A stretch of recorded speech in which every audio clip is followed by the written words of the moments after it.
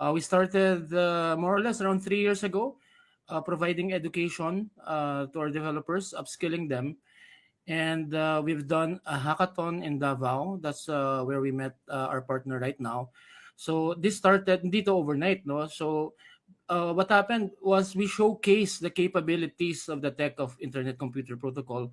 3 years ago, we had several projects joining, and the winning projects as well is continually building. We've been doing this education to our developers and upskilling and providing services. Meaning to say, right now kasi yung traditional, it's called software as a service. We think no, ang smart contract will basically replace yung mga software.